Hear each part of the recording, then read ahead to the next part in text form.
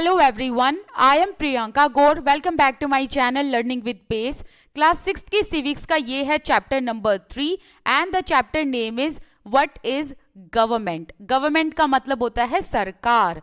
तो ये जो वर्ड है ना गवर्नमेंट, ये आपने सेवरल टाइम्स सुना होगा. सेवरल टाइम्स का मतलब है बहुत बार सुना होगा. जैसे कि सरकार किस तरीके से काम कर रही है, जो ये गवर्नमेंट है इन्होंने कौन सी पॉलिसी इंट्रोड्यूस की, गवर्नमेंट ने किस चीज़ के दाम बढ़ा दिए, गवर्नमेंट ने किस चीज़ के दाम घटा दिए, ये सारी तमाम चीज़ें आपने अपने आसपास सुनी हैं. तो इसमें एक वर्ड बार बार आता है, वो है गवर्नमेंट. दैट मीन्स सरकार. तो यही हम पढ़ेंगे इस चैप्टर में कि गवर्नमेंट क्या है, गवर्नमेंट का हमारी जिंदगी में क्या इंपॉर्टेंट रोल है, गवर्नमेंट क्या काम करती है, गवर्नमेंट किन चीज़ों को डिसाइड करती है. इसके अलावा हम डिफरेंट टाइप्स ऑफ गवर्नमेंट्स के बारे में डिफरेंसेस देखेंगे, डिस्कस करेंगे, जिसमें कि हम मोनार्कीज पढ़ेंगे, डेमोक्रेसीज के बारे में जानेंगे. एंड इस चैप्टर में डिक्टेटरशिप के बारे में नहीं बताया हुआ, वो भी मैं आपको बताऊंगी कि मोनार्की, डेमोक्रेसी एंड डिक्टेटरशिप इन तीनों में क्या डिफरेंस है. ठीक है, क्योंकि यहां पर कंफ्यूजन बहुत होती है बच्चों को. Every country needs a government to make decisions and get things done.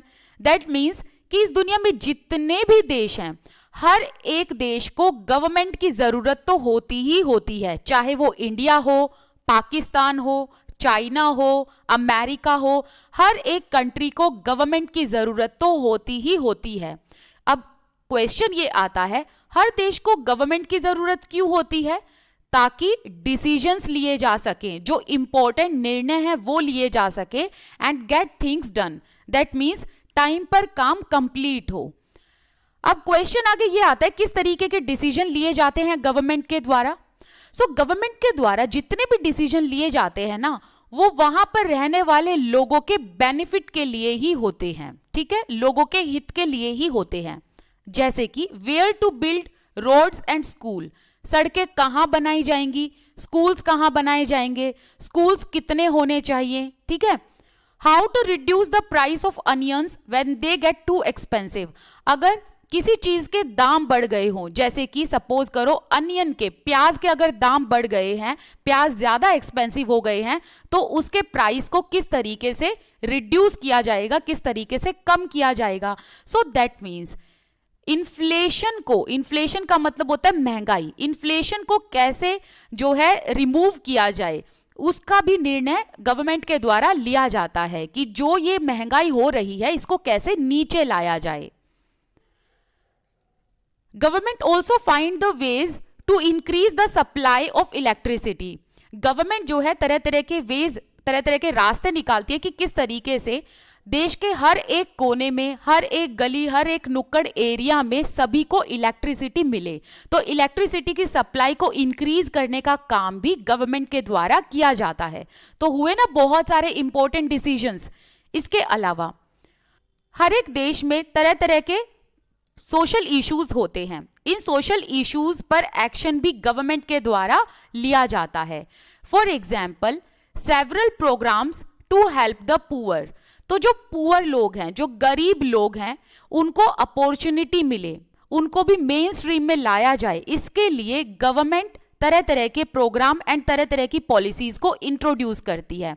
For example जो पुअर पीपल के लिए गवर्नमेंट ने तरह तरह की पॉलिसीज एंड तरह तरह के जो प्रोग्राम अभी तक लाए हैं, उनमें से मैं एक दो नाम बता देती हूँ. जैसे कि प्रधानमंत्री जन धन योजना, फिर इसके अलावा एक और आपने सुना होगा प्रधानमंत्री जीवन ज्योति बीमा योजना. तो इस तरह के बहुत सारे ऐसे प्रोग्राम हैं जो गवर्नमेंट के द्वारा इंट्रोड्यूस किए जाते हैं. सो ऑल एंड ऑल हम कह सकते हैं कि जितने भी डिप्राइव्ड पीपल हैं, जिनको अपॉर्चुनिटीज नहीं मिली, उनको अपॉर्चुनिटीज प्रोवाइड करना एंड उनको मेन स्ट्रीम में लाने का काम गवर्नमेंट के द्वारा किया जाता है. गवर्नमेंट इसके अलावा पोस्टल एंड रेलवे सर्विसेज को भी रन करने का काम करती है. ठीक है, The government also has the job of protecting the boundaries of the country. That means government का ये भी काम है कि हमारे देश की बाउंड्रीज को प्रोटेक्ट किया जाए and maintaining the peaceful relationship with other countries, and दूसरे देशों के साथ एक पीसफुल रिलेशनशिप मेंटेन किया जाए। एंड इस पीसफुल रिलेशनशिप की जरूरत इसलिए है ताकि हमारे देश में भी शांति बनी रहे एंड दूसरे देशों में भी शांति बनी रहे, क्योंकि हर काम लड़ाई झगड़ के नहीं हो सकता ना, तो कहीं ना कहीं तो हमें पीस मेंटेन करने के लिए कुछ पीसफुल ट्रीटी या पीसफुल रिलेशनशिप बनाने होंगे दूसरे देशों के साथ, राइट। इसके अलावा government is also responsible for ensuring that all its citizens have enough to eat. Government इस चीज के लिए भी रिस्पॉन्सिबल है एंड ये इंश्योर करती है कि हमारे देश के सभी नागरिकों को भर पेट खाना मिले, because right to live, right to food, ये हमारा अधिकार है। एंड सभी नागरिकों को अच्छी हेल्थ फैसिलिटीज भी मिले, एंड गवर्नमेंट ने इसीलिए गवर्नमेंट हॉस्पिटल्स खोल रखे हैं ताकि आप लोगों को जो हेल्थ फैसिलिटीज मिलती है, कुछ फैसिलिटीज तो मिनिमम चार्जेस पर मिलती है एंड कुछ आपको बिल्कुल फ्री मिलती है, जैसे कि वैक्सीनेशन, टीकाकरण, ये सब बच्चों का बिल्कुल फ्री में होता है। अब एक और चीज मैं आप लोगों को यहां बताना चाहती हूं, जो ये बात है ना कि भाई हर एक सिटीजन को भरपेट खाना मिले, इसके लिए ना गवर्नमेंट ने एक प्रोग्राम भी निकाला था, और वो प्रोग्राम निकाला था बच्चों के लिए, जिस प्रोग्राम का नाम है मिड डे मील। अगर आपने ये थोड़ा सा और डिटेल में जानना है तो मैंने इसकी डिटेल में वीडियो बना रखी है, बट आपको मैं यहाँ छोटी सी स्टोरी बता देती हूँ। देखो, जो पुअर इंसान है, जो गरीब लोग हैं, वो ना क्या करते थे, अपने बच्चों को स्कूल नहीं भेजा करते थे, जबकि स्कूल में उनके बच्चों की जो एजुकेशन होती थी वो बिल्कुल फ्री होती थी, लेकिन फिर भी स्कूल नहीं भेजते थे। तो ये गरीब इंसान अपने बच्चों को स्कूल इसलिए नहीं भेजते थे क्योंकि ये सोचते थे जहां हम काम पे जा रहे हैं क्यों ना बच्चों को भी साथ में ले जाएं, 2 पैसे एक्स्ट्रा बन जाएंगे। तो जब गवर्नमेंट ने ये देखा कि गवर्नमेंट स्कूल्स में बच्चों की अटेंडेंस कम होती जा रही है, तो गवर्नमेंट ने इस चीज का पता लगाया और बाद में समझ में ये आया कि बच्चे स्कूल इसलिए नहीं आ रहे हैं क्योंकि एक तो भरपेट खाना नहीं मिल रहा है, ऊपर से गरीब इंसान है, वो बच्चों के लिए किस तरीके से 2 या 3 वक्त की रोटी का इंतजाम करेगा। तो गवर्नमेंट एक प्रोग्राम इंट्रोड्यूस करती है एंड उस प्रोग्राम का नाम है मिड डे मील प्रोग्राम। ये प्रोग्राम गवर्नमेंट स्कूल में इंट्रोड्यूस किया जाता है कि एक टाइम बच्चों को, गरीब जो बच्चे हैं जो गवर्नमेंट स्कूल में पढ़ते हैं, उनको एक टाइम भर पेट खाना मिलेगा। तो जब मिड डे मील स्कीम को इंट्रोड्यूस किया गया तो ये पाया कि अब बच्चों की जो अटेंडेंस है स्कूल में वो बढ़ने लगी है, वो इंप्रूव होने लगी है, ठीक है ना। तो मिड डे मील स्कीम के बाद जो है बच्चे अब स्कूल आने लगे हैं क्योंकि उनको ये होता है कि एक टाइम हमको भरपेट खाना मिलेगा। पर जैसा कि मैंने बताया, अगर मिड डे मील के बारे में आपको एक्स्ट्रा जानना है तो मैंने इसकी वीडियो बना रखी है। आप mid day meal scheme by Priyanka Gaur या फिर बाय लर्निंग विद पेस कुछ भी ढूंढ सकते हैं, आपको वो वीडियो मिल जाएगी।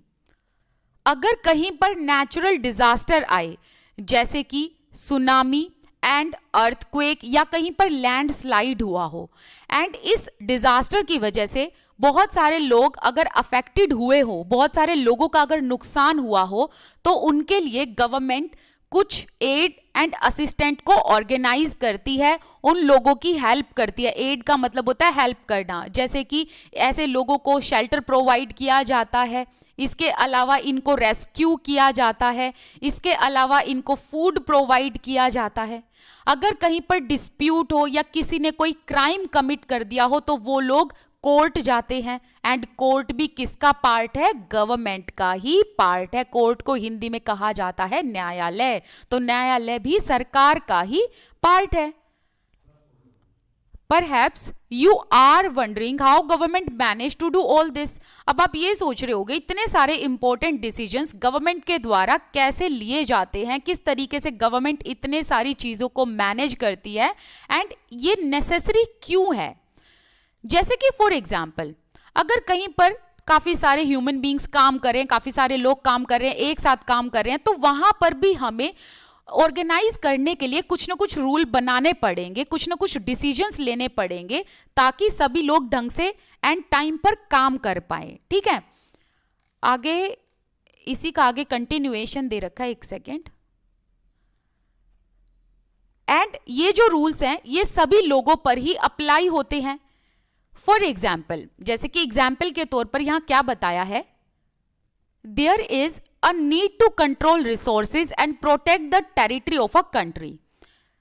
For example, अगर हम रिसोर्सेज की बात करें तो रिसोर्सेज टाइम से पहले खत्म ना हो, रिसोर्सेज आगे आने वाली जनरेशन के लिए भी रहें, तो इसके लिए गवर्नमेंट जो है रिसोर्सेज को कंट्रोल करती है एंड जो हमारा देश है उसको प्रोटेक्ट करने का काम भी गवर्नमेंट के द्वारा किया जाता है so that people can feel secure, ताकि लोग बिल्कुल सेफ महसूस करें. गवर्नमेंट ये सब डिसीजंस किसके बिहाफ पर लेती है? हम लोगों के बिहाफ पर, एंड हम ही लोगों के हित के लिए ये डिसीजंस लिए जाते हैं. जैसे कि एक्सरसाइजिंग लीडरशिप, कि भाई किसी चीज को काम करने की जो पहल है वो गवर्नमेंट के द्वारा ली जाती है, या ये कह लो किसी चीज की लायबिलिटी गवर्नमेंट के द्वारा ली जाती है. तो कौन सी चीज की लायबिलिटी? पूरे देश की जो लायबिलिटी है वो गवर्नमेंट के ऊपर ही है.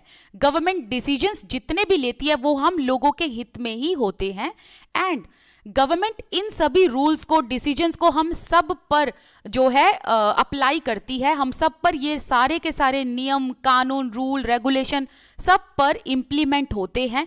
किसी के साथ कोई डिस्क्रिमिनेशन नहीं होता, समान रूप पर सब पर रूल जो है अप्लाई होते हैं, चाहे वो प्रधानमंत्री हो, चाहे वो कोई आम नागरिक हो. ओके, आगे हम लेवल्स ऑफ गवर्नमेंट के बारे में बात करेंगे. Now that you know that the government is responsible for so many things. जैसे कि हमने पढ़ लिया कि बहुत सारी चीजों की रिस्पॉन्सिबिलिटी गवर्नमेंट के द्वारा ली जाती है.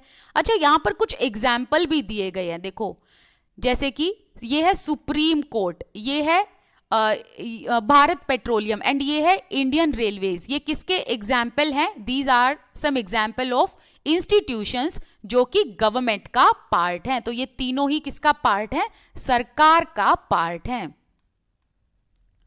आगे अभी हम ये देखेंगे कि गवर्नमेंट इतने सारे काम को कैसे मैनेज करती है. तो क्या है ना कि गवर्नमेंट ना अलग अलग लेवल पे बटी हुई है, जैसे कि लोकल लेवल एंड इसके अलावा state level and then national level. तो लोकल लेवल, फिर है state level and then national level, या ये कह लो सेंट्रल लेवल पर. तो लोकल लेवल पर जो भी डिसीजंस गवर्नमेंट के द्वारा लिए जाते हैं वो गांव के लिए होते हैं, टाउन के लिए होते हैं. हर एक स्टेट, हमारे देश में जितनी भी स्टेट है, हर एक स्टेट की अपनी गवर्नमेंट होती है जो डिसीजंस लेती है उस स्टेट में रहने वाले लोगों के लिए. एंड नेशनल लेवल पर जितने भी गवर्नमेंट के द्वारा डिसीजन लिए जाते हैं, जो कि दिल्ली से ही लिए जाते हैं, है ना, वहां पर हमारी पार्लियामेंट है.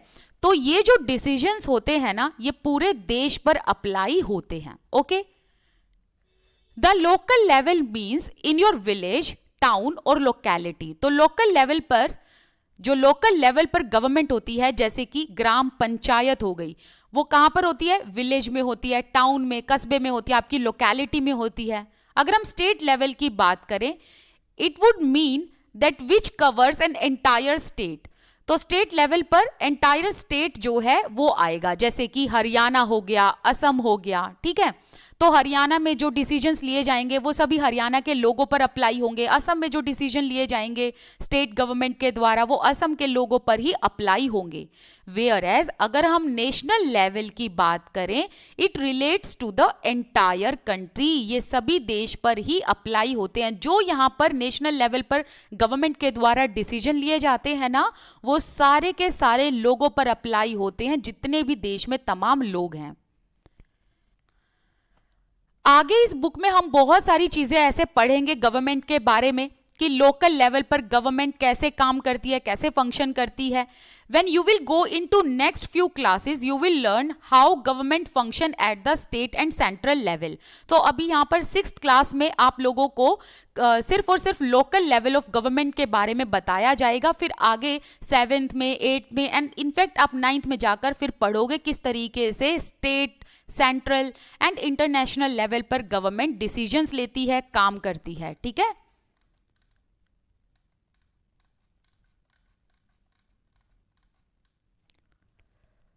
आगे वाला जो पार्ट है इसको हम नेक्स्ट वीडियो में करेंगे. Till then bye bye. Thank you so much for watching this video. आप मेरे साथ टेलीग्राम, इंस्टाग्राम पर जुड़ सकते हैं. दोनों की आईडी एंड लिंक मैंने डिस्क्रिप्शन बॉक्स में दिए हुए हैं. Instagram and Learning with Pace करके जो आईडी है टेलीग्राम की, उसका यूजर नेम मैंने यहाँ पर डिस्प्ले भी किया हुआ है, आपकी स्क्रीन पर आप देख सकते हैं। चलिए अब मिलते हैं नेक्स्ट वीडियो में। I wish you all the best, keep learning. Thank you so much for watching this video. Thank you. Hello everyone, I am Priyanka Gaur. Welcome back to my channel Learning with Pace. तो अभी हम यहाँ बात करेंगे laws and government के बारे में। The government make laws and everyone who lives in the country has to follow these. तो गवर्नमेंट का काम क्या है? गवर्नमेंट का काम है हम लोगों के लिए कानून बनाना, एंड ये कानून हम लोगों को फॉलो करने पड़ते हैं। This is the only way government can function. तो गवर्नमेंट इसी तरीके से फंक्शन करती है, इसी तरीके से काम करती है। हम लोगों के हित के लिए कानून बनाए जाते हैं एंड हम लोगों को ये कानून फॉलो करने पड़ते हैं। Just like the government has the power to make decisions, similarly it has the power to enforce its decisions. तो जिस तरीके से गवर्नमेंट के पास ये पावर है कि वो इंपॉर्टेंट डिसीजंस लेंगी, इंपॉर्टेंट निर्णय लेंगे, तो उसी तरीके से इन डिसीजंस को हम पर एनफोर्स करने की पावर भी गवर्नमेंट के पास है। अगर सपोज करो हम लोगों ने किसी कानून को फॉलो नहीं किया जो हमारे ही हित में है, तो उसका कुछ ना कुछ भुगतान हमें चुकाना पड़ सकता है। जैसे कि यहाँ एक एग्जाम्पल दिया है, आप सभी को पता है जो भी मोटर व्हीकल को ड्राइव करता है तो उसके पास उसका लाइसेंस, ड्राइविंग लाइसेंस होना जरूरी है। So there is a law that says all the person who drive a motor vehicle must have a license। अगर कोई मोटरसाइकिल चला रहा है, 4 पहिए की गाड़ी चला रहा है या 2 पहिए की गाड़ी चला रहा है, तो उसके पास ड्राइविंग लाइसेंस होना चाहिए। तो ये क्या है? ये एक कानून है जो गवर्नमेंट ने बना रखा है। लेकिन अगर कोई इंसान बिना लाइसेंस के गाड़ी चला रहा है तो अब गवर्नमेंट स्ट्रिक्ट एक्शन ले सकती है, हमें जेल भी हो सकती है या हमें कुछ अमाउंट ऑफ मनी सबमिट करना पड़ सकता है एज अ फाइन। एंड अगर ये लॉज नहीं होंगे तो गवर्नमेंट की जो पावर है ना डिसीजन लेने की, तो उसका कोई इतना यूज नहीं होगा, राइट? तो अगर गवर्नमेंट ने कोई कानून बनाया और हमने उसे तोड़ दिया तो उसके बदले जो है हम पर कुछ ना कुछ एक्शन लिया जाएगा। In addition to any actions that government can take, there are steps that people can also take if they feel a particular law is not being followed. So government के अलावा हम सभी नागरिकों के पास भी ये राइट है कि अगर किसी पर्टिकुलर कानून को फॉलो नहीं किया जा रहा या किसी पर्टिकुलर कानून का कहीं वॉयलेशन हो रहा है तो हम भी उसके खिलाफ एक्शन ले सकते हैं। तो आगे एग्जाम्पल के तौर पर यह बताया है कि अगर एक पर्सन को यह लगे कि उसे एक जॉब इसलिए नहीं मिल रही क्योंकि उसका कोई स्पेसिफिक रिलीजन या कास्ट है, ठीक है, तो अगर एक पर्सन को यह लगे कि उसके धर्म के या फिर उसके कास्ट के आधार पर, उसकी जाति के आधार पर उसे कोई जॉब नहीं मिल रही, then he or she may approach the court and claim the law is not being followed। तो ये इंसान कोर्ट जा सकता है, they can knock the door of the court and court में जाकर क्लेम कर सकते हैं कि पर्टिकुलर कानून को फॉलो नहीं किया जा रहा। ठीक है, क्यों? क्योंकि हमारे कानून में जो है सभी लोग इक्वल हैं, इक्वल अपॉर्चुनिटी सभी के पास है, तो किसी के साथ भी रिलीजन, कास्ट के बेसिस पर भेदभाव नहीं होगा। तो अगर किसी पर्सन को ये लगे कि उसको जॉब उसके रिलीजन, कास्ट या कलर की वजह से नहीं मिल रही, तो वो पर्सन कोर्ट जा सकता है, कोर्ट में क्लेम कर सकता है एंड कोर्ट फिर इस चीज पर जो है लुक इनटू करेगी एंड फिर अपने ऑर्डर पास करेगी कि अब क्या करना चाहिए। तो कोर्ट के पास इस चीज का सॉल्यूशन भी है, इस चीज का समाधान भी है। ठीक है, आगे है types of government. Who gives the government this power to make decisions and enforce laws? कि गवर्नमेंट के पास ये पावर कैसे आई निर्णय लेने की एंड कानून बनाने की एंड हम पर कानून को एनफोर्स करने की? तो ये पावर भी हम ही लोगों ने इनको दी है। So basically we people who are 18 और above 18 we cast the vote, हम वोट डालते हैं, हम अपने रिप्रेजेंटेटिव्स को चुनते हैं एंड ये हमारे जो रिप्रेजेंटेटिव्स हैं हम लोगों के बिहाफ पर रूल करते हैं। ठीक है, the answer to this question depends on the type of government there is in the country. तो इस चीज का आंसर ना इस चीज पर डिपेंड करता है कि किस टाइप की कंट्री है। जैसे कि अगर मोनार्की है तो राजा रूल करेगा, अगर डेमोक्रेसी है तो पीपल रूल करेंगे, ठीक है, वही बात यहां बताई है। एंड जो ये बात मैंने अभी बताई कि हम जो लोग हैं हम वोट डालते हैं, तो ये जो है ये डेमोक्रेसी में होता है, ना कि मोनार्की में। मोनार्की में तो राजा ही सब कुछ होता है। In a democracy it is the people who give the government this power. तो डेमोक्रेटिक फॉर्म ऑफ गवर्नमेंट में क्या होता है, हम आम जनता ही हैं जो गवर्नमेंट को ये पावर देते हैं। किस चीज की पावर देते हैं? कानून बनाने की, कानून बनाकर उसको एनफोर्स करने की, एंड इसके अलावा डिसीजंस लेने की, है ना। ये पावर गवर्नमेंट के पास कैसे आती है? ये पावर गवर्नमेंट के पास जाती है through elections in which they vote for particular person and elect them। तो हम लोग क्या करते हैं, इलेक्शंस में एक पर्टिकुलर पर्सन को वोट देते हैं या ऐसे गवर्नमेंट को हम जिताते हैं जिसको हम चाहते हैं कि ये हमारे हित के लिए काम करेंगे, तो उनको हम इलेक्ट करते हैं। Once they are elected these persons form the government. तो जो इलेक्ट हो जाते हैं रिप्रेजेंटेटिव्स, फिर वो सरकार बनाते हैं। In a democracy the government has to explain its actions. तो देखो डेमोक्रेसी में क्या होता है, गवर्नमेंट अगर कोई पॉलिसी लेकर आती है, गवर्नमेंट कोई बड़ी प्लानिंग करती है या कुछ भी करती है ना, तो गवर्नमेंट जो है हम लोगों के लिए आंसरेबल है। अगर हम गवर्नमेंट से जवाब मांगेंगे तो डेमोक्रेसी में गवर्नमेंट को हमको जवाब देना होगा। सो डेमोक्रेसी में गवर्नमेंट के पास ये लायबिलिटी होती है कि उनको अपने एक्शंस को एक्सप्लेन करना होता है and defend its decisions to the people. तो जो भी डिसीजंस गवर्नमेंट के द्वारा लिए जाते हैं वो भी लोगों के आगे गवर्नमेंट को डिफेंड करने पड़ते हैं कि कोई डिसीजन क्यों लिया गया है। अगर सपोज करो कोई पर्टिकुलर गवर्नमेंट काम अच्छे से नहीं कर रही, तो हम लोगों के पास ये भी राइट है डेमोक्रेटिक फॉर्म ऑफ गवर्नमेंट में कि हम गवर्नमेंट के अगेंस्ट अपनी आवाज उठा सकते हैं, ठीक है। डेमोक्रेसी के अलावा अनदर फॉर्म ऑफ गवर्नमेंट होती है मोनार्की। मोनार्क क्या होते हैं? जैसे कि राजा या रानी। सो मोनार्की में होता यह है कि पावर राजा और रानी के पास ही होती है, किंग एंड क्वीन, एंड यही गवर्नमेंट रन करते हैं। The monarch may have small group of people to discuss matters.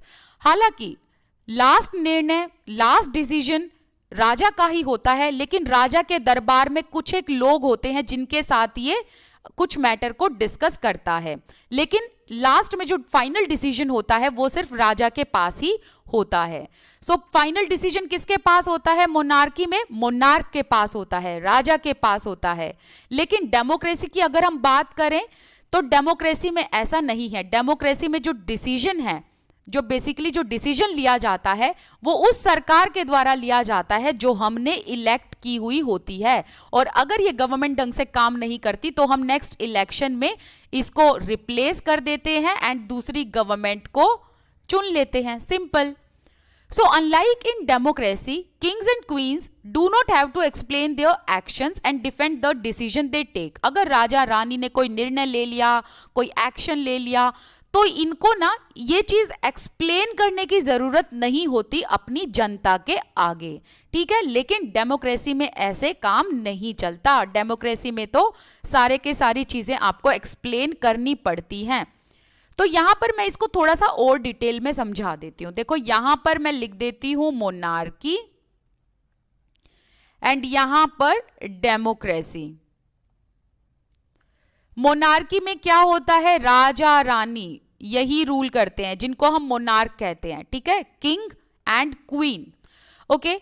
अब मोनार्की में होता यह है कि राजा रानी को कोई नहीं चुनता, ठीक है। राजा रानी जो है ये तो इनकी हेरिडिटरी पोस्ट होती है, हेरिडिटरी क्राउन ट्रांसफर होता रहता है इनमें, ओके। तो यहाँ पर जो भी डिसीजंस लिए जाते हैं वो इन्हीं के द्वारा लिए जाते हैं। हालांकि इनके कोर्ट में कुछ एक लोग होते हैं जिसको हम कहते हैं एडमिनिस्ट्रेशन। ये चीज आपने एसएसटी में बहुत बार सुनी होगी। इनके एडमिनिस्ट्रेशन को रन करने के लिए कुछ एक लोग होते हैं जिनके साथ ये थोड़ा बहुत डिस्कस करते हैं मैटर को, लेकिन फाइनल डिसीजन जो होता है वो सिर्फ राजा या रानी के पास ही होता है। इसके अलावा इनके पास ये भी अकाउंटेबिलिटी नहीं होती कि ये जनता को जवाब दें। अगर इन्होंने कोई डिसीजन ले लिया तो वो ले लिया है ना, फिर ये किसी की भी नहीं सुनते। अगर हम डेमोक्रेसी की बात करें तो डेमोक्रेसी में इससे बिल्कुल उल्टा है। यहां पर आम जनता रूल करती है। कैसे रूल करती है? देखो भाई, करोड़ों की आबादी है, हर एक इंसान तो नहीं रूल कर सकता, ठीक है। तो इस चीज को मेंटेन करने के लिए क्या किया जाता है, कुछ लोग चुने जाते हैं जो इलेक्शन के लिए खड़े होते हैं। इलेक्शन में लोग खड़े हुए, ठीक है, उनको जनता क्या करती है, वोट देती है। जो चुने गए हैं उनको कहा जाता है इलेक्टेड रिप्रेजेंटेटिव्स, ठीक है। आप वोट देकर जिनको चुनते हो, जो जीत जाते हैं, उनको कहते हैं इलेक्टेड रिप्रेजेंटेटिव्स, हमारे नेता जिनको हमने चुना है। तो ये हम लोगों के बिहाफ पर काम करती है। लेकिन अगर ये कोई डिसीजन लेती है तो वो चीज इनको हमको एक्सप्लेन करनी पड़ती है, ठीक है। इसके अलावा अगर सपोज करो हमें इस गवर्नमेंट का काम पसंद नहीं आ रहा, ठीक है, जो इलेक्टेड रिप्रेजेंटेटिव्स आपने चुने, इन्होंने जो सरकार बनाई, इनका काम अगर हमें पसंद नहीं आ रहा तो नेक्स्ट इलेक्शन में हम इनको रिप्लेस करके, हमारे पास ये चॉइस भी होती है कि हम दूसरी गवर्नमेंट जिता सकते हैं, दूसरी गवर्नमेंट बनवा सकते हैं। फॉर एग्जाम्पल, आज के टाइम पर जो मेजर पार्टी है, कांग्रेस है, बीजेपी है। अगर सपोज करो आपको कांग्रेस का काम पसंद नहीं आ रहा, आप बीजेपी को जिता सकते हो। बीजेपी का काम नहीं पसंद आ रहा था तो आप आम आदमी पार्टी को जिता सकते हो, राइट। तो आपके पास पावर है, ठीक है, लेकिन मोनार्की में पावर राजा रानी के पास होती है। ऐसे ही एक होता है डिक्टेटरशिप। डिक्टेटरशिप में जो पावर होती है वो भी एक ही आदमी के हाथ में होती है, पर वो राजा रानी नहीं होता, ठीक है। जैसे कि इसका एग्जाम्पल हिटलर हो सकता है। हिटलर के बारे में तो आपने सुना ही होगा। तो हिटलर एक डिक्टेटर था। अब ये जो नेक्स्ट वाला पार्ट है इसको हम नेक्स्ट वीडियो में कंप्लीट करेंगे। चलिए मिलते हैं नेक्स्ट वीडियो में। Till then bye bye. Thank you so much for watching this video. I wish you all the best. Keep learning. Thank you so much for watching this video. Hello everyone, I am Priyanka Gaur. Welcome back to my channel Learning with Pace. तो अभी हम discuss करेंगे democratic governments के बारे में। India is a democracy. India क्या है? एक डेमोक्रेटिक देश है। डेमोक्रेसी में किसका रूल होता है? लोगों का रूल होता है। This achievement is the result of a long and eventful struggle of the Indian people. तो यहां पर कौन से अचीवमेंट की बात की गई है? डेमोक्रेसी की। तो जो ये डेमोक्रेसी है, इसके लिए हमारे देश के लोगों ने बहुत ही ज्यादा स्ट्रगल किया है। जैसे कि आप लोगों को पता है, पहले हमारे देश में किंगडम्स थे, बहुत सारे एम्पायर थे। तो यहाँ पर राजाओं ने काफी रूल किया है, ठीक है। एंड फिर उसके बाद east India company I and धीरे धीरे ब्रिटिशर्स यहाँ रूल करने लगे। तो ब्रिटिशर्स ने हम पर रूल किया था, लेकिन ब्रिटिशर्स के अगेंस्ट हम लोगों ने काफी सारे मूवमेंट किए, फ्रीडम स्ट्रगल किया एंड तब जाकर हमें आजादी मिली। एंड इतने स्ट्रगल के बाद हमारे देश में डेमोक्रेसी आई थी। And not only India, world में जितने भी अदर कंट्रीज हैं, जितने अदर देश हैं, उन्होंने भी डेमोक्रेसीज के लिए बहुत ज्यादा स्ट्रगल किया था। जैसे मैं यहां अगर आप लोगों को फ्रांस का एग्जाम्पल बताऊं तो आप लोगों को समझ में आएगा कि किस तरीके से दूसरे देशों में भी डेमोक्रेसी के लिए स्ट्रगल हुआ था। अगर फ्रांस की बात करें तो फ्रांस में पहले थी एब्सोल्यूट मोनार्की। एब्सोल्यूट मोनार्की का मतलब यह है कि जो राजा है उसी के हाथ में पूरी पावर थी एंड जितने भी नियम कानून थे वो राजा पर लागू नहीं होते थे। क्यों? क्योंकि जो राजा था, जो मोनार्क था, उसके हाथ में एब्सोल्यूट पावर थी। फिर लोगों ने यहां पर मोनार्की हटाने की कोशिश की तो यहां पर आया कॉन्स्टिट्यूशनल मोनार्की। कॉन्स्टिट्यूशनल मोनार्की में राजा भी था एंड कॉन्स्टिट्यूशन भी था। फिर बाद में लोगों ने स्ट्रगल किया एंड बाद में फ्रांस में डेमोक्रेसी स्टैब्लिश हुई। तो आप देख रहे हो कि किस तरीके से लोगों ने स्ट्रगल किया डेमोक्रेसी के लिए। हालांकि अगर फ्रांस के बारे में आपको डिटेल में जानना है तो 9th क्लास की हिस्ट्री का जो फ्रेंच रेवोल्यूशन वाला चैप्टर है वो मैंने ऑलरेडी करा रखा है, आप वो देख सकते हैं, ठीक है। You now know that the main features of a democracy is that people have the power to elect their leaders. Democracy में क्या होता है? डेमोक्रेसी में हम लोगों के पास पावर होती है कि हम अपने लीडर्स को इलेक्ट करते हैं, हम अपने लीडर्स को चुनते हैं। तो हम ये कह सकते हैं कि डेमोक्रेसी क्या है? It is the rule by the people, कि लोगों के द्वारा रूल ही डेमोक्रेसी कहलाता है। The basic idea is that people rule themselves by participating in making of these rules. तो होता यह है कि हम लोग जो हैं, जितने भी रूल्स हम लोगों पर बनाए जाते हैं, इसमें हम ही लोग पार्टिसिपेट करते हैं, रूल बनाते हैं, एंड ये सभी रूल्स जो होते हैं हम लोगों के हित के लिए ही होते हैं। Democratic governments in our times are usually referred as representative democracies। देखो, डेमोक्रेटिक गवर्नमेंट को आप representative democracies भी कह सकते हैं। ऐसा आप क्यों कह सकते हैं? देखो, इसके पीछे भी एक रीजन है।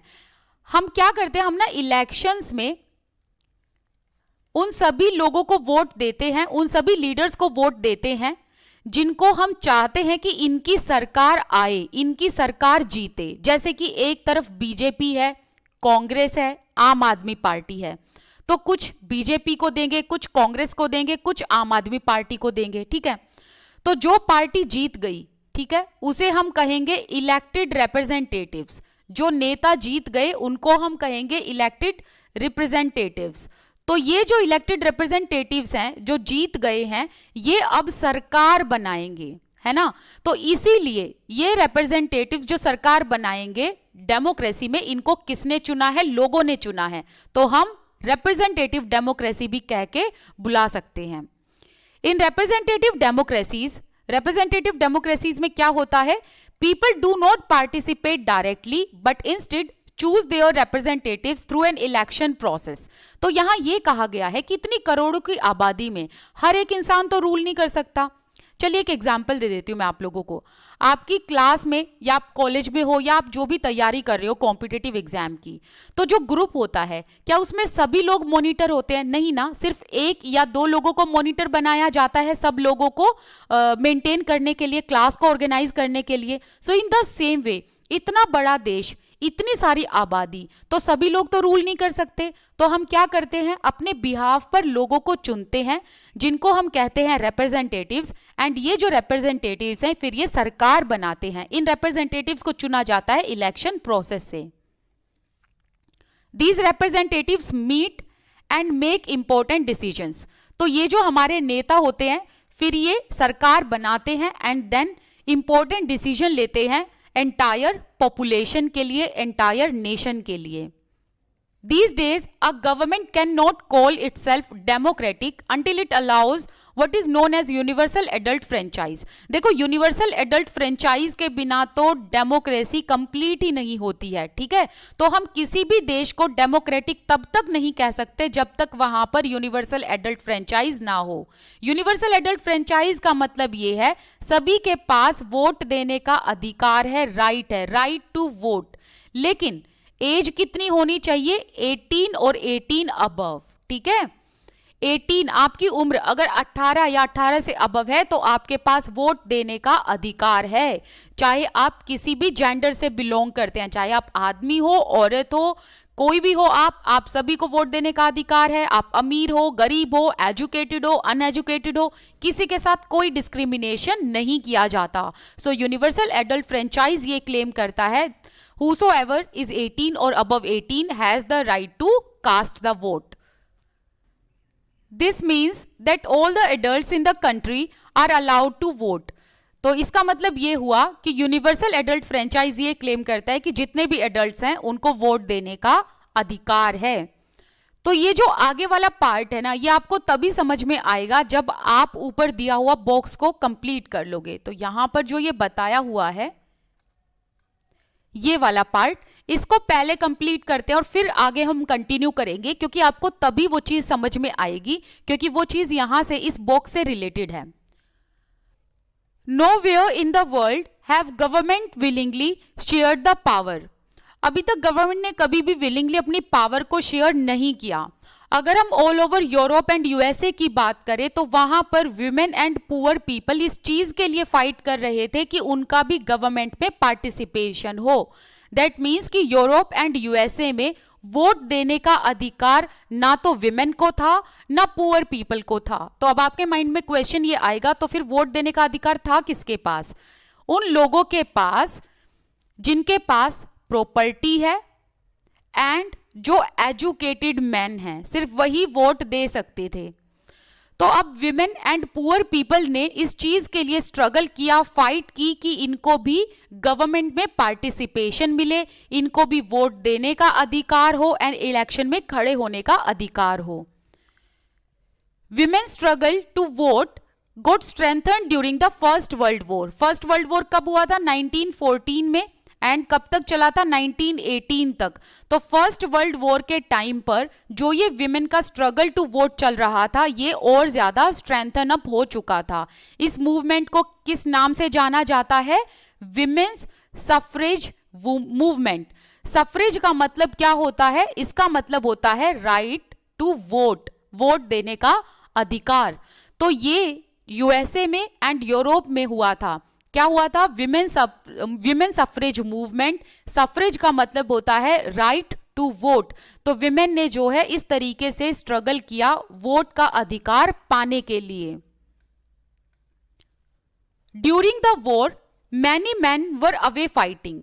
जब वर्ल्ड वॉर चल रहा था, देखो फर्स्ट वर्ल्ड वॉर किसके बीच में हुआ था? Germany, Austria Hungary and the Ottoman Empire, ये एक तरफ थे। इन्हीं के अगेंस्ट में Great Britain, Italy, Russia, America. ठीक है, तो अब हुआ ये कि फर्स्ट वर्ल्ड वॉर में वॉर लड़ने के लिए बहुत सारे जो आदमी थे वो चले गए। ठीक है, आदमी कहां चले गए? वॉर लड़ने के लिए चले गए। Because of this women were called upon to do the work which was earlier considered man's work. अब एक बात बताओ, अब सारे के सारे आदमी तो यहां लड़ाई लड़ने के लिए चले गए, तो घर में बच्चों का पेट पालने के लिए, दो रोटी के लिए, इनके मम्मी पापा का पेट पालने के लिए कोई ना कोई तो चाहिए जो कमाए, और कोई ना कोई तो चाहिए जो देश को चलाए और फैक्ट्रीज में जाकर काम करे। तो अब हुआ ये कि जो काम ये आदमी लोगों के द्वारा किया जाता था वो काम अब औरतों ने किया। ठीक है, तो अब औरतों ने तरह तरह के काम किए, जैसे कि ऑर्गेनाइजिंग एंड मैनेजिंग वाले काम किए।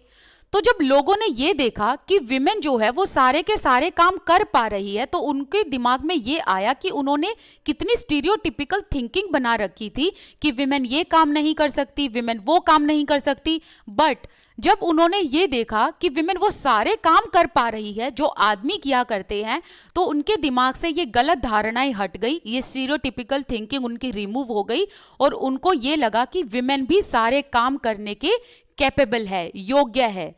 तो इसीलिए विमेन को भी इक्वली कैपेबल माना गया डिसीजन लेने के लिए, निर्णय लेने के लिए। The suffragettes demand the right to vote for all women. तो जो विमेन सफरेज मूवमेंट चल रहा था उसमें यह डिमांड किया गया कि सभी विमेन के पास वोट देने का अधिकार हो, उनकी डिमांड को सुना जाए। इसके लिए उन्होंने क्या करा? दे चेन्ड देमसेल्व्स, उन्होंने अपने आप को जंजीरों में बांधा और पब्लिक रेलिंग पर निकलकर लोगों को कहा कि हमें भी वोट देने का अधिकार मिले। मैनी सफ्रेगेट्स वर इम्प्रिजन्ड, तो बहुत सारी ऐसी औरतों को जिन्होंने ये मूवमेंट चलाया था उनको जेल भी डाला गया। एंड कुछ औरतें ऐसी थी जो ये स्ट्रगल मूवमेंट चला रही थी वो हंगर स्ट्राइक पर चली गई, भूख हड़ताल में चली गई। They had to be fed by force, and सरकार ने इन औरतों को फोर्सफुली खाना खिलाने की कोशिश की, इनकी भूख हड़ताल को तोड़ने की कोशिश की।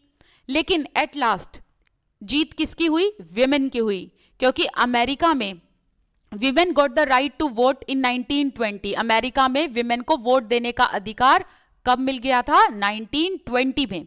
अगर हम यूके की बात करें तो ध्यान रखना यूके में विमेन को वोट देने का अधिकार मिला था 1928 में।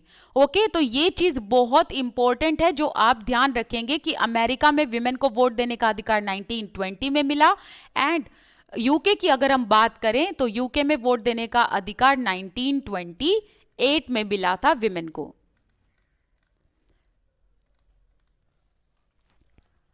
अब आगे वही बात बताई गई है कि अगर हम पहले की बात करें तो पहले क्या था कि गवर्नमेंट ने विमेन एंड पुअर पीपल को वोट देने का अधिकार नहीं दिया हुआ था। तो देखो आपको अभी अच्छे से समझ आएगा क्योंकि अभी हमने एक एग्जाम्पल रिसेंट पढ़ा। बट यहाँ एक ध्यान रखना चीज, अगर हम इंडिया की बात करें तो हमारा प्यारा भारत ही एक ऐसा देश था जिसने कभी भी विमेन से उनके राइट नहीं छीने। तो यहाँ पर विमेन को भी वोट देने का अधिकार था, पुअर पीपल को भी वोट देने का अधिकार शुरू से ही है, एजुकेटेड हो अनएजुकेटेड हो सभी को यहाँ पर वोट देने का अधिकार है। बट अगर हम यूरोपियन कंट्रीज की बात करें तो वहां पर विमेन ने स्ट्रगल किया है वोट के अधिकार के लिए, बट इंडिया में ऐसा कुछ नहीं था। इंडिया में विमेन को पहले से ही वोट देने का अधिकार है।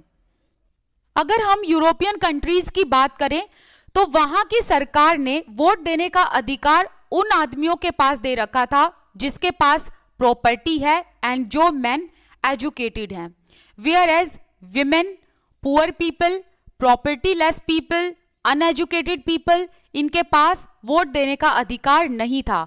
एंड इसी तरीके से वहां पर कंट्री रन कर रही थी। एंड ये जो रूल्स एंड रेगुलेशंस है ये उन्हीं लोगों ने बनाए हुए थे और उन्हीं मतलब बहुत ही कम लोगों ने, फ्यू पीपल ने बनाए हुए थे और उसी हिसाब से देश को चलाया जा रहा था। लेकिन फिर हुआ ये कि लोगों में अवेयरनेस आई और लोगों ने अपने हक के लिए लड़ाई लड़ी। अगर हम इंडिया में बिफोर इंडिपेंडेंस की बात करें, दैट मीन्स जब ब्रिटिशर्स का रूल था, तो उस टाइम पर only small minority was allowed to vote, बहुत ही कम लोगों को वोट देने का अधिकार था। लेकिन जैसे ही लोगों में ये अवेयरनेस आई कि इक्वालिटी क्या होता है, इसके अलावा राइट्स क्या होते हैं, तब लोगों ने इस चीज के खिलाफ आवाज उठाई। सब एक साथ मिलकर सामने आए, इंक्लूडिंग गांधी जी। इन सभी ने इस अनफेयर प्रैक्टिस के खिलाफ आवाज उठाई और ये डिमांड की कि सभी अडल्ट्स के पास वोट देने का अधिकार होना चाहिए। एंड इसे कहा जाता है universal adult franchise, that means जिसमें यह क्लेम किया जाता है कि जो भी एडल्ट हैं, जो भी देश के नागरिक हैं, उनको वोट देने का अधिकार है। और देखो इस चीज को कैसे इंश्योर किया गया, जो अनएजुकेटेड पीपल हैं वो किस तरीके से वोट दे रहे हैं। सो वोटिंग इन रूरल एरियाज, गांव के इलाकों में देखो कैसे वोटिंग हो रही है। एक मार्क जो है वो इन अंकल के हाथ पर ऐसे फिंगर पर किया जा रहा है to make sure that people cast only one vote. तो यहाँ पर ये जो है अंकल जी, तो ये वोट देकर आए और ये वोट देकर आए हैं, इसके लिए इनके फिंगर पर एक मार्क भी किया गया है कि भाई इन्होंने वोट दे दिया है। तो ये निशानी होती है वोट देने की और ये चीज आज भी होती है। आप लोगों को पता है, आपके फिंगर पर एक मार्क कर दिया जाता है कि आपने वोट दे दिया है। आगे गांधी जी अपने जर्नल में लिखते हैं, उनके जर्नल का नाम है यंग इंडिया। 1931 में ये लिखा इन्होंने, I can not possibly bear the idea that a man has got wealth should have the right to vote. तो इन्होंने कहा कि मुझे अभी तक ये समझ नहीं आ रहा है कि वो मैन जिनके पास पैसा है, वेल्थ है, उनको वोट देने का अधिकार है, बट एक ऐसा आदमी जिसके पास चरित्र है, जो एक अच्छा इंसान है, उसके पास बस पैसा नहीं है, लिटरेसी नहीं है, मतलब पढ़ा लिखा नहीं है, तो उसको वोट देने का अधिकार नहीं है। And a man who works honestly, एक वो इंसान जो बहुत ईमानदार है, जो अपना खून पसीना बहाता है पूरे दिन, उसको वोट देने का अधिकार नहीं है क्योंकि वो एक गरीब आदमी है। तो क्या गरीब होना एक क्राइम है? तो ये चीज इन्होंने ये कोट लिखी थी यंग इंडिया में, जो जर्नल किसने लिखा था? गांधी जी ने। तो ये चीज भी आपको पता होनी चाहिए, डायरेक्ट एग्जामिनर पूछ सकते हैं। तो हमारा ये जो चैप्टर है यहीं पर कंप्लीट होता है। कोई डाउट है कमेंट सेक्शन में लिखकर बताइएगा। आप मेरे साथ टेलीग्राम, इंस्टाग्राम पर जुड़ सकते हैं। इसके अलावा अगर आपने मेरा चैनल सब्सक्राइब नहीं किया है तो प्लीज़ सब्सक्राइब करके जाइए। एक लाइक का, थम्स अप का बटन जरूर छोड़ दीजिएगा, कमेंट सेक्शन में लिख दीजिएगा जो भी आपके व्यूज़ हैं। और अगर आपको किसी स्पेसिफिक टॉपिक पर वीडियो चाहिए तो वो भी बता देना। Thank you so much for watching this video. I wish you all the best. Keep learning. Thank you so much.